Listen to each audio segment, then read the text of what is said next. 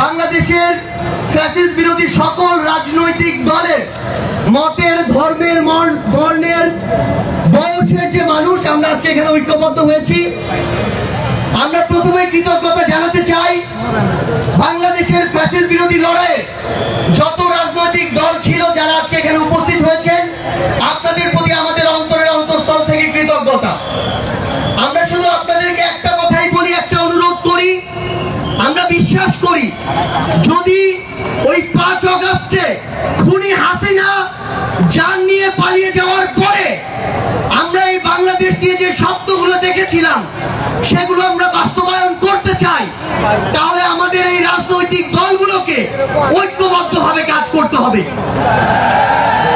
আমাদের যে কোনো একটি বিষয়ে পক্ষে বিপক্ষে কথা থাকবে, যুক্তি তর্ক থাকবে, কিন্তু দিন শেষে যেটা দেশের জন্য, দেশের মানুষের জন্য মঙ্গলকর, আমরা সবাই যেন সেটাতে ঐক্যবদ্ধ হতে পারি। আমরা বিশ্বাস করি আমাদের এই রাজনৈতিক দলগুলোর মধ্যে যদি এই মিউচুয়াল রেসপেক্টটা থাকে, আগামীর বাংলাদেশ হবে অপ্রতিরোধ্য বাংলাদেশ। আমরা আপনাদেরকে অনুরোধ করি বাংলাদেশের সরকারি যত কর্মকর্তা কর্মচারী আছে তারা যেন আর তাদের দায়িত্ব পালন বাদ দিয়ে তোষামোদীর রাজনীতিতে লিপ্ত না হয়। আমরা অনুরোধ করি বাংলাদেশ পুলিশ নামক যেই প্রতিষ্ঠানটিকে খুনি হাসিনা ধ্বংস করে দিয়েছে সেই প্রতিষ্ঠানটি যেন কাজের মাধ্যমে তার গৌরবটি আবার ফিরিয়ে আনে।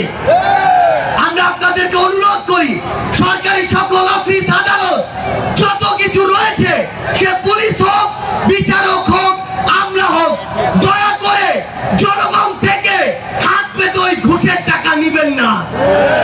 দয়া করে জনগণের জন্য, জনগণের সাথে সামান্য স্বার্থের জন্য এই অন্যায়গুলো করবেন না।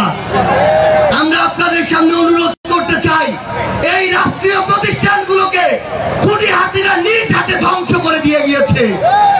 সকল রাজনৈতিক দলকে ঐক্যবদ্ধভাবে এই প্রতিষ্ঠানগুলোর সংস্কার করতে হবে।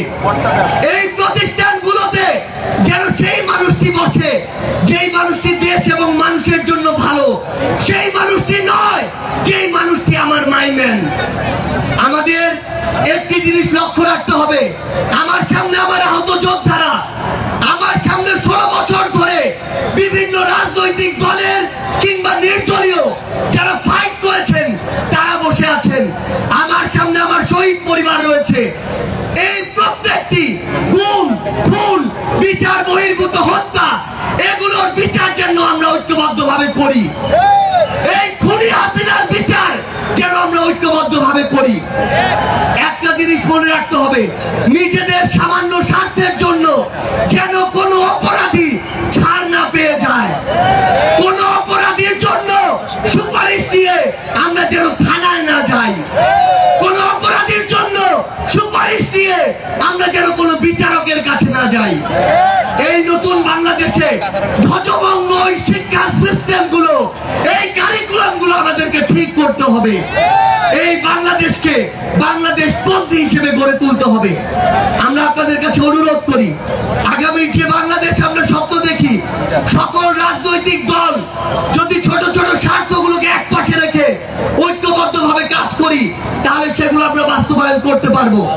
এই মঞ্চ থেকে আমরা যেন এই শপথটুকু নিয়ে যাই, এই ছোট্ট জীবন সৃষ্টিকর্তা যাদেরকে গুরুত্বপূর্ণ দায়িত্বগুলোতে রেখেছেন এগুলো তাদের কাছে আমানত স্বরূপ। আমরা যেন এই ছোট্ট জীবনে এত বড় দায়িত্বের আমানত গুলো দয়া করে খেয়ানত না করি।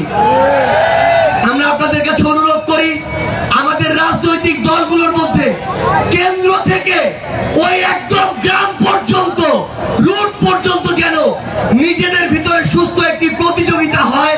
দয়া করে যেন আমরা কাউকে প্রতিপক্ষ না মনে করি। আমরা যদি যারা বড় রাজনৈতিক দল রয়েছি ছোটদেরকে ধীরে ধীরে সামনে এগিয়ে যেতে না দেই, তাহলে আমাদের মধ্যে ধীরে ধীরে এমন একটি মানসিকতা আসবে যে মানসিকতা হয়তো আমাদেরকে ধীরে ধীরে একটি স্বৈরাচারী আচরণের দিকে নিয়ে যেতে পারে। আমরা যেন সবসময়, আমি সহ আমরা সবাই খুনি হাসিনাকে দেখে যেন শিক্ষা নেই।